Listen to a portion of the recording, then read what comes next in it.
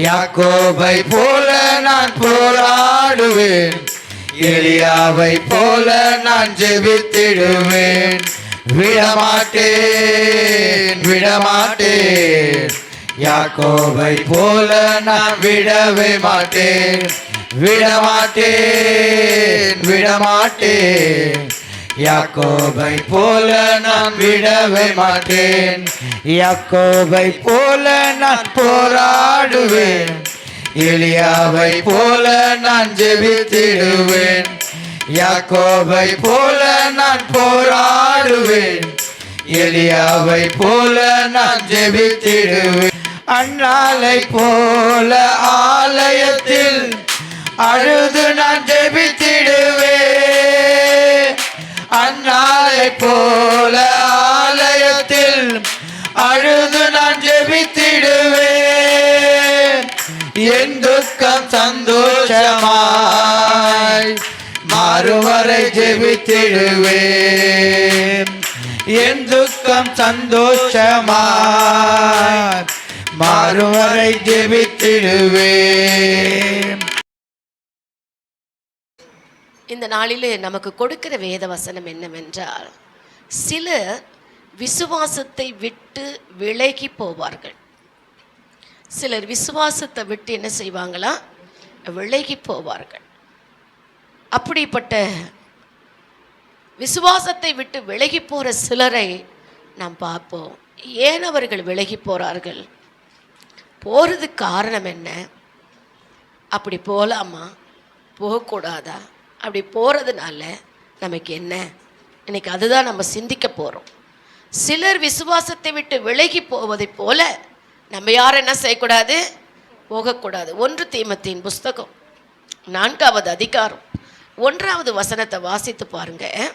ஆகிலும் ஆவியானவர் வெளிப்படையாய் சொல்லுகிறபடி, ஆகிலும் ஆவியானவர் வெளிப்படையாய் சொல்லுகிறபடி பிற்காலங்களிலே மனசாட்சியில் சூடுண்ட, பிற்காலங்களிலே மனசாட்சியில் சூடுண்ட பொய்யருடைய மாயத்தினாலே சிலர் வஞ்சிக்கிற ஆவிகளுக்கும் பிசாசுகளின் உபதேசங்களுக்கும் செவி கொடுத்து விசுவாசத்தை விட்டு விலகி போவார்கள். பாருங்க, இங்க அழகா இந்த வேதம் சொல்லுகிறது. இந்த தீமோத்தேயு சொல்லுகிற காரியத்தை நம்ம பார்க்கிறோம். அப்போஸ்தலனாகிய பவுல் சொல்லுகிறார். என்ன சொல்றானா, சிலர் இந்த விசுவாசத்தை விட்டு போறதுக்கு காரணம் என்ன, ஏன் அவர்கள் போகிறார்கள்? இன்னைக்கு சபைகளிலே அதிக வரங்களோடு வல்லமையோடு அபிஷேகத்தில் நிறைந்த ஊழியத்தை செய்கிறவர்கள், சிலர் தேவனுக்காக பெரிய பெரிய காரியங்களை செய்கிறவர்கள், சுவிசேஷத்தின் மூலமாய் சத்தியத்தை வல்லமையாய் பிரசங்கிக்கப்படுகிறவர்கள், விசுவாசத்தை படிப்படியாய் என்ன செய்வாங்க, விட்டு விலகி போறாங்க. ஏன் இந்த விசுவாசத்தை விட்டு அவர்கள் விலகி போறாங்கன்னு சொல்லி அதை குறித்து தான் நம்ம பார்த்தோம், படிச்சு பார்த்தோம். அப்போ நம்ம நிறைய பேர் இந்த உலகத்துல பாருங்க, சபைக்கு வருவார்கள், நல்ல வல்லமையான பிரசங்கத்தை செய்வார்கள், நல்ல வரங்களோடு வல்லமையோடு நிறைந்த அபிஷேகத்தினால் நிறைந்த அற்புதங்களை கூட செய்வார்கள். சுவிசேஷத்தை என்ன பண்ணாங்க, சத்தியமாய் வல்லமையோடு பிரசங்கமும் பண்ணுவார்கள். ஆனாலும் சிலர் விட்டு விடுவதை போல அவர்களும் என்ன செய்வாங்க, விட்டு விடுவார்கள். ஏன் அவர்கள் விட்டு விடுகிறார்கள், அதுக்கு காரணம் என்ன? அந்த தவறான உபதேசங்களுக்கு அவர்கள் ஏன் தன் செவியை சாய்த்து திரும்புகிறார்கள் என்று பார்த்தோம் இல்லையா? இந்த வேதம் என்ன சொல்லுது பாருங்க, அழகா அதில் படிக்கிறார்கள் பாருங்க. மனசாட்சியில் சூடு உண்டவர்களாய் அந்த வஞ்சிக்கிற ஆவிக்கு இடம் கொடுத்து அவர்கள் என்ன செய்கிறார்களா, இந்த விசுவாசத்தை விட்டு விலகிறாங்களா. அதனால்தான் ஆண்டவர் என்ன சொல்லியிருக்கிறார்னா, கடைசி பரியந்தம் நிலைத்து நிற்பவனே ரட்சிக்கப்படுவார். கொஞ்சம் கஷ்டம் வந்த உடனே, சின்ன நஷ்டங்கள் வந்த உடனே கர்த்தரை நாம் என்ன செய்யறோம்? மறக்கிறவளாய் காணப்படுகிறோம். இந்த உலகத்துல கஷ்டம் இல்லாத மனிதனே கிடையாது. மத்தேயு சுவிசேஷம் 24வது அதிகாரம் 5வது வசனத்தை படிங்களேன். ஏனெனில் அநேகர் வந்து என் நாமத்தை தரித்து கொண்டு நானே கிறிஸ்து என்று சொல்லி அநேகரை என்ன செய்றாங்களா? வஞ்சிப்பாங்க. இந்த கடைசி நாட்கள்ல நான் தான் கிறிஸ்து, இங்க வாங்க, நான் தான் கிறிஸ்து, அப்படி வஞ்சிக்கிற ஆவி இன்னைக்கு நிறைய இந்த உலகத்துல வஞ்சிக்கிற ஆவினால நிறைய பேர் சிக்குண்டவர்களாகி பைத்தியமா கூட மாறி இருக்கிறாங்க. ரொம்ப கவனமா இருக்கணும். இந்த கடைசி நாட்களில விசுவாசிகளாகி நீங்க உண்மையா சொல்றேன், நீங்க ரொம்ப கவனிக்கணும். சிலர் விட்டு விடுவதை போல தெய்வ ஜனமே நீங்க இந்த அன்பை விட்டு விடாதீங்க. ஏமாற்றம் அடையாதீங்க, எங்கே ஓடாதீங்க. கர்த்தரை நோக்கி பாருங்க, உங்க முகம் பிரகாசம் அடையும். உன் தேவைகள் எல்லாம் என்ன பண்ணுவார்? சந்திப்பார், நிச்சயமா சந்திப்பார். மனம் கசந்து நீங்க அழுது ஜெபிக்கிற ஜெபத்துக்கு கர்த்தர் பதில் என்ன செய்றாரு? கொடுக்கிறாரு. அதுல தான் சொல்றாரு பாருங்க, அந்த வஞ்சிக்கிற ஆவி, என்ன ஆவி அது? வஞ்சிக்கிற ஆவி வந்துருச்சு. அந்த இடம் கொடுக்காதீங்க, இடம் கொடுக்க கூடாது. அதுதான் 10வது வசனத்தை வாசித்து பாருங்க. மத்தேயு சுவிசேஷம். அப்பொழுது அநேகர் இடறல் அடைந்து ஒருவரை ஒருவர் காட்டிக் கொடுத்து, பாத்தீங்களா? அந்த கடைசி நாட்கள்ல பாருங்க, இந்த வஞ்சிக்கிற ஆவி ஒரு மனுஷனுக்குள்ள வந்துட்டாவே அவங்க இடறல் அடைந்து விழுந்து போயிருவாங்க. அவங்க இடறல் அடைந்து ஒருத்தருக்கு ஒருத்தர் என்ன பண்ணிடுவாங்களா? காட்டி கொடுத்துருவாங்களாம், காட்டி கொடுப்பாங்க. அது மாத்திரமல்ல, அடுத்தது ஒருவரை ஒருவர் பகைப்பார்கள். ஒருத்தருக்கு ஒருத்தர் என்ன பண்ணிப்பாங்க? பகைப்பாங்க, காட்டி கொடுப்பாங்க, பகைத்துருவாங்க, பகை ஏற்படும். இப்படித்தான் ஜனங்கள் என்ன செய்வாங்க? அந்த வஞ்சிக்கிற ஆவிக்கு இடம் கொடுக்கவே கூடாது. ஒரு நாள் நீங்க என்ன பண்ணக்கூடாது? இடம் கொடுக்க. பிசாசு தந்திரம் உள்ளவளாய் செயல்படுவான். அவன் தந்திரக்காரன். அதுதான் வேதம் சொல்லுகிறது. எபேசியர் 6வது அதிகாரம் 11வது வசனத்தையும் 12வது வசனத்தையும் வாசித்து பாருங்களேன். நீங்கள் பிசாசின் தந்திரங்களோடு எதிர்த்து நிற்க, பாருங்க, நீங்க பிசாசின் தந்திரங்களோடு எதிர்த்து நிற்க திராணி உள்ளவர்கள் ஆகும்படிக்கு தேவனுடைய சர்வாயுத வர்க்கத்தை நீங்க என்ன பண்ணிக்கணுமா? தரித்து கொள்ளுங்க. பாருங்க, அந்த சர்வாயுத வர்க்கத்தை எடுத்துக்கணும். நீங்க பிசாசு எப்படி செயல்படுகிறானா? தந்திரமா தான் உள்ள நுழைவான். அவன் தந்திரமாய் வருவதை நீங்க அறிந்து நீங்க என்ன பண்ண? அவனை எதிர்த்து நின்று என்ன பண்ணணும்? அங்க போராடி ஜெயம் எடுக்கணும். அந்த தந்திரத்துக்கு என்ன பண்ணக்கூடாது? இடம் கொடுக்க கூடாது. அடுத்த வசனம் வாசிங்க.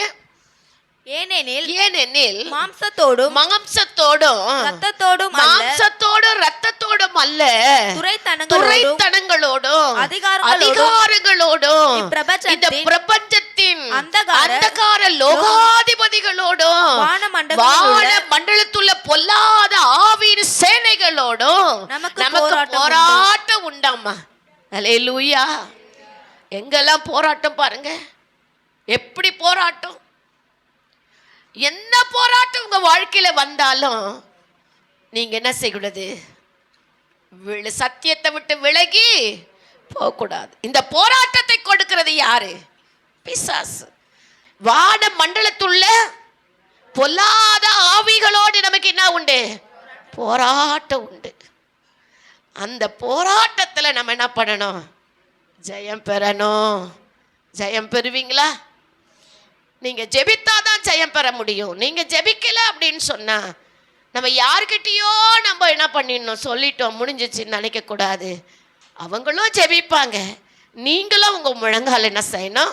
முடக்கி ஜெபிக்கணும். நீங்க ஜெபிக்கும் பொழுது தான் அந்த வான மண்டலத்துல பொல்லாத ஆவியின் சேனையோடு இருக்கிற போராட்டத்துல இருந்து நாம் விடுதலையை பெற முடியும், ஜெயிக்க முடியும். துரைத்தனங்களோடும் அதிகாரங்களோடும் அந்தகார லோகாதிபதிகளோடும் நமக்கு என்ன உண்டு? போராட்டம் உண்டு. ஆனாலும் அந்த போராட்டத்தில் நம்ம ஜெயம் எடுக்கணுமே தவிர நாம் என்ன பண்ணக்கூடாது? விசுவாசத்தை விட்டு விலகி போகவே கூடாது. கலப்பையில் கை வச்சுட்டு எந்த சூழ்நிலையும் கண்டு திரும்பி பார்க்காதீங்க, திரும்பி பார்க்காதீங்க. ஆண்டவருக்காக நில்லுங்க, கர்த்தருக்காக நில்லுங்க. எத்தனை பரிசுத்தவான்கள் கர்த்தருக்காக இரத்த சாட்சியாய் மரித்திருக்கிறார்கள். அந்த ஒரு நிலைமைக்குள்ள நம்ம என்ன செய்யணும்? வரணும். சில நேரங்களில் எவ்வளவோ காரியத்துக்குள்ளாய் நம்ம போவோம். பிசாசு நம்மளை ஒடுக்கிற. பிரசங்கியில் ஒரு வசனத்தை நான் வாசித்தேன், அதையே வாசித்து பாருங்க. பிரசங்கி புஸ்தகம் 4வது அதிகாரம் 1வது வசனத்தை வாசித்து பாருங்களேன். இங்கே பாருங்க, ஒரு ஒடுக்குதலை நாம் இந்த இடத்துல பார்க்கிறோம். வாசித்து பார்ப்போமா? இதற்கு பின்பு நான் சூரியனுக்கு கீழே இதற்கு பின்பு சூரியனுக்கு கீழே செய்யப்படும் கொடுமைகளை எல்லாம் சிந்தித்து பார்த்தேன். சூரியனுக்கு கீழே செய்யப்படுகிற காரியம் எல்லாம் நான் சிந்தித்து பார்த்தேன். இதோ ஒடுக்கப்பட்டவர்களின் கண்ணீரை கண்டேன். பாருங்க, ஒடுக்கப்பட்டவர்களின் கண்ணீரை நான் கண்டேன். அவர்களை தேற்றுவாரில்லை, அவர்களை தேற்றுவாரில்லை. ஒடுக்குகிறவர்கள் பட்சத்தில் பலன் இருந்தது. பாருங்க, ஒடுக்குகிறவருடைய பட்சத்துல பலன் இருந்தது. அப்படி இருந்தும் தேற்றுவாரில்லை. பிரசங்கி சொல்லுகிறார், நான் சூரியனுக்கு கீழே நான் பார்த்த காரியத்தை சொல்லுகிறேன். இந்த உலகத்தை நான் கவனித்து பார்த்தேன். தேவனுடைய வழிகளை புறக்கணித்து வாழ்கிற இந்த உலகத்திலே நிறைய பேர் அவருடைய வழிகளை புறக்கணித்து வாழ்கிற நிறைய பேரை நம்ம பார்க்கிறோம். அப்படி புறக்கணித்து வாழ்கிறவர்கள் சில நேரங்களில் ஒடுக்கப்படும் பொழுது அவர்களுக்கு தேற்றுவார் ஒருவரும் இல்லை. அதான் சொல்றாரு, இன்றைக்கு அவருடைய பிள்ளைகளாய் நாம் நிற்கிறோம். அவர் சொல்லுகிறார், தேற்றுவார் இல்லையா? நான் பார்த்தேன், ஆனால் ஒருத்தர் கூட என்ன இல்லை. தேற்றக்கூடிய மக்கள் இன்னைக்கு நிறைய பேரை ஒடுக்குறாங்க. வாழ்க்கையில் பார்த்துங்க, வேலையில் ஒரு ஒடுக்கத்தை பார்க்குறோம். உழைப்பை வாங்கிட்டு சரியான கூலி கிடைக்காது இல்லையாம்மா? நிறைய பேர் அடிமைகளை நம்ம நிறைய பேர் பார்க்குறோம். பேப்பர்லாம் டிவிலெல்லாம் பார்த்துருப்பீங்க. அடிமைகளை கொத்தடிமைகளாக இவர்களை வைத்திருக்கிறாங்க. இந்த குடும்பத்தை, இந்த குழந்தைங்களை நம்ம பார்க்குறோம் இல்லையா? ஒரு தீர்க்கதரிசி பிள்ளைகளை கூட என்ன பண்ணிட்டாங்க? அடிமையா வைத்திருக்காங்க. தேவஜன ஆண்டவரிடத்துல சொல்றாங்க. அந்த அம்மா வாசித்து பாருங்க அந்த வசனத்தையும். 2 ராஜாக்கள் 4வது அதிகாரம் 1வது வசனம். தீர்க்கதரிசிகளுடைய புத்திரரில் ஒருவனுக்கு மனைவியாய் இருந்த ஒரு ஸ்திரீ எலிசாவை பார்த்து, உமது அடியான் ஆகிய என் புருஷன் இறந்து போனால் உமது அடியான் கர்த்தருக்கு பயந்து நடந்தான் என்பதை அறிவீர். கடன் கொடுத்தவர்கள் இப்பொழுது என் 2 குமாரரையும் தனக்கு அடிமையாக்கி கொண்டு வந்தார்கள். பாத்தீங்களாமா? தீர்க்கதரிசி புத்திரர் என்ன பண்றதுன்னு தெரியல. அவங்க தீர்க்கதரிசி கிட்ட சொல்றாங்க, என்னோட கணவர் இப்போ இல்லை, அவர் இறந்து போயிட்டாரு. அந்த கடனுக்காக இந்த பிள்ளைகளை என்ன பண்ணிட்டாங்க? அடிமைகளா வைக்கிறாங்க. இந்த உலகம் அப்படிதான், அடிமைத்தனமாய் ஒடுக்கிற ஒரு சூழ்நிலைக்குள்ள போயிரும். தேவஜனமே, கர்த்தருடைய சத்தத்திற்கு செவி கொடுக்காம அவரை விட்டு விலகி நம்ம போகும் பொழுது, அந்த நேரத்தில் நம்ம ஒடுக்கப்படுகிற வேளையில் நமக்கு உதவி செய்கிறவங்க ஒருத்தரும் இல்லை. தேவனுடைய வழிகளை புறக்கணித்து வாழ்கிற இந்த உலகத்தில் உள்ள மனிதர்கள் நிறைய பேரை நம்ம பார்க்குறோம். அவங்க ஒடுக்கப்படும் பொழுது அவளுக்கு தேற்றுவார் இல்லை. ஆனால் இந்த தீர்க்கதரிசி பிள்ளைகளுக்கோ இந்த அம்மாவுடைய அந்த அங்கலாய்ப்பு அவங்க தீர்க்கதரிசி இடத்துல சொல்கிறாங்க. அவரிடத்துல சொன்ன உடனே அவர் என்ன சொல்கிறாரு பாருங்க, வாசிங்க. எலிசா அவளை நோக்கி, நான் உனக்கு என்ன செய்ய வேண்டும்? அவர் கேட்கிறார், நான் உனக்கு என்ன செய்ய வேண்டும்? வீட்டில் வீட்டில் உன்னிடத்தில் உன்னிடத்தில் என்ன இருக்கிறது என்ன இருக்கிறது பாருங்க. சொல் அந்த அம்மா சொல்ல அவங்க கிட்ட அவர் கேட்கிறாரு, நான் உனக்கு என்ன செய்ய வேண்டும், உன் வீட்டுல என்ன இருக்குது? அப்ப அவங்க சொல்றாங்க, என் வீட்டுக்குள்ள என்ன இருக்கு? அதற்கு அவள் ஒரு குடம் எண்ணெய் அல்லாமல் ஒரு குடம் எண்ணெய் அல்லாமல் உமது அடியார் வீட்டுல வேறு ஒன்றும் இல்லை சொல்றாங்க. உடனே என்ன சொல்றாரு பாருங்க. அப்பொழுது அவன் நீ போய் உன்னுடைய அயல் வீட்டுக்காரர் எல்லாரிடத்திலும் அநேக வெறும் பாத்திரங்களை கேட்டு வாங்கி உள்ளே போய் பிள்ளைகள் உள்ளே நின்று கதவை பூட்டி அந்த பாத்திரங்கள் சொல்றாரு, உன் கையில என்ன இருக்கு?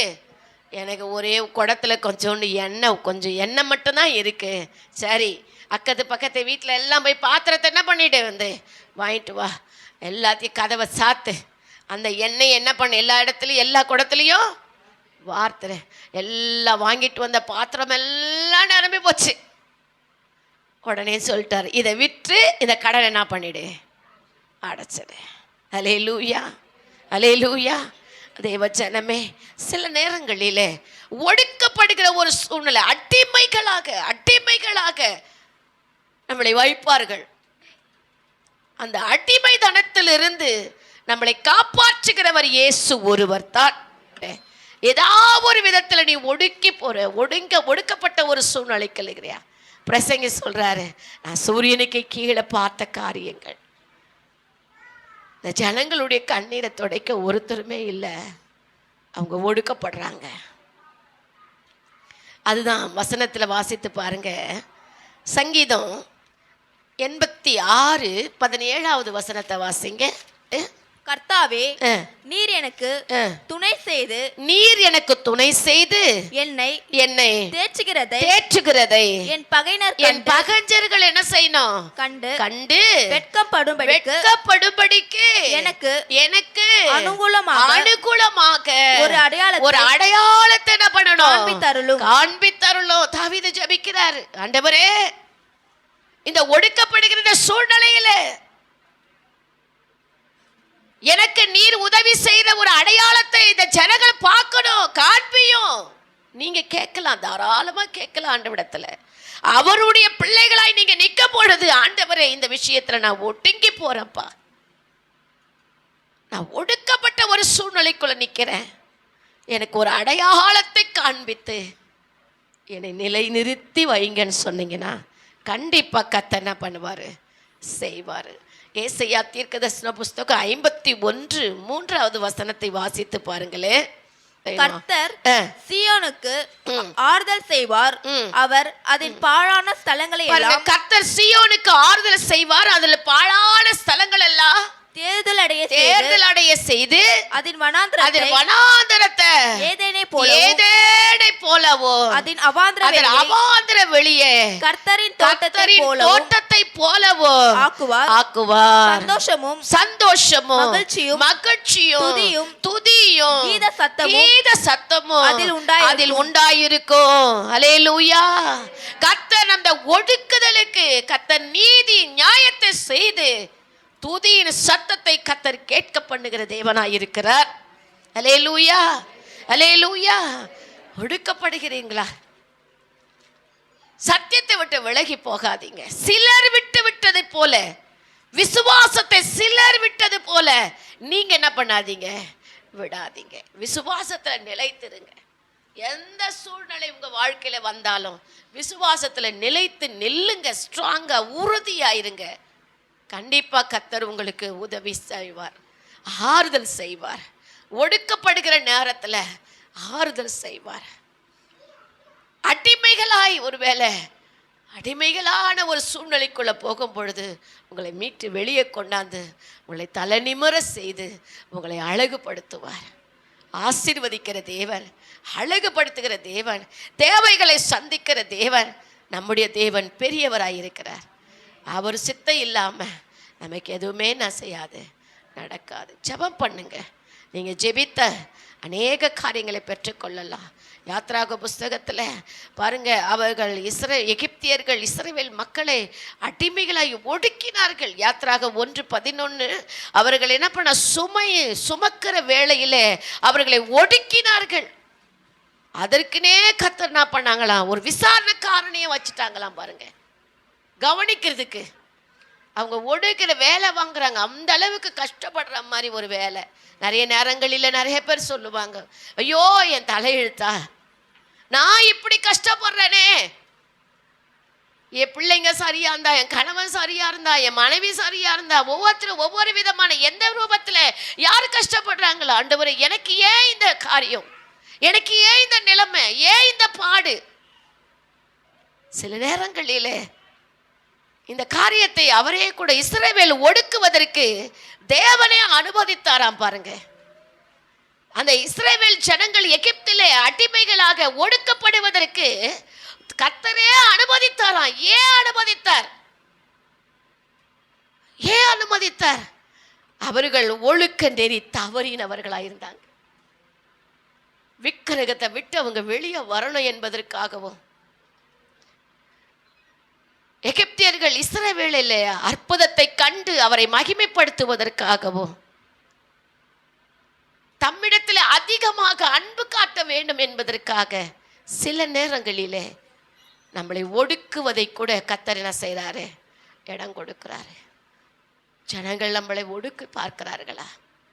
ஒடுங்குறீங்களா? எந்த விதத்தில் நீங்கள் ஒடுக்கப்பட்ட ஒரு நிலைமையில் இருக்கீங்க? எதுவாக இருந்தாலும் கவலைப்படாதீங்க, கர்த்தர் எல்லாவற்றையும் நன்மையாய் மாற்றி தருவார். ஆமென், ஆமென். நன்மைக்கான காரியங்களை செய்யத்தான் தேவன் நம் நடுவில் இருக்கிறார். நமக்கு தீமையான காரியத்தை ஒரு நாள் அவர் என்ன பண்ண மாட்டார், செய்ய மாட்டார். இந்த நாளிலே நம்ம பார்க்கிற காரியம் என்னவென்றால், சிலர் விசுவாசத்தை விட்டு விலகிறது போல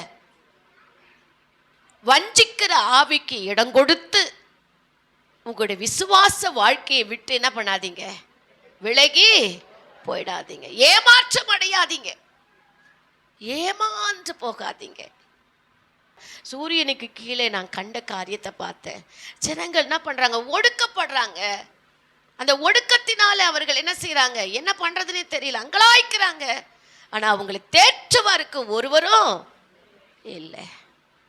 ஆனா இன்னைக்கு ஆவியானவர் சொல்லுகிறார், உங்களை ஆறுதல் படுத்துகிறவர் பரிசுத்த ஆவியானவர் இருக்கிறார். நம்மளை ஆறுதல் படுத்த அவர் உண்மை உள்ளவராக இருக்கிறார். உங்களை தைரியப்படுத்துவார், ஆறுதல் படுத்துவார். இந்த யாத்ராக புஸ்தகத்தில் நம்ம வாசித்த பிரகாரமாக கூட நம்மளை சுமக்கிற விஷயத்தில் வேலையில் கூட அதிகமாய் நமக்கு பாரத்தை ஏற்றுகிறவளாய் காணப்படலாம். அதிகமான பாரதம் கொடுத்தா தன்னால் வேலையை விட்டு என்ன செஞ்சிருவாங்க, போயிடுவாங்களே. அவங்களா நிப்பாட்டிட்டா அது வேற. இப்படி உலகம் அப்படிதான் போயிட்டு இருக்குது. சில நேரங்களில் ஆண்டவர் ஏன் பொறுமையாக இருக்கிற நம்ம கேட்போம். 3 காரியங்களை பார்த்தோம். அவங்க விலகி போயிருக்கிறாங்க, விக்கிரகத்துக்கு என்ன செய்கிறாங்க, ஒழுக்க நெறிய தவறி இருக்காங்க, அதுலேருந்து அவங்க சீர்படணும். அடுத்தது அவருடைய அன்பை அவங்க ருசித்து பார்க்கணும், அவருடைய வல்லமை அந்த இடத்துல பார்க்கணும். இந்த 3 காரியத்துக்காகத்தான் கர்த்தர் கொஞ்ச நாளைக்கு அந்த எகிப்தியன் இடத்துல இஸ்ரவேல் மக்களை அடிமைகளாக இருப்பதை அவர் பொறுமையாக இருந்தார். சில நேரங்களிலே நீங்க அப்படி ஒரு சூழ்நிலைக்குள்ள நீங்க போறீங்களா?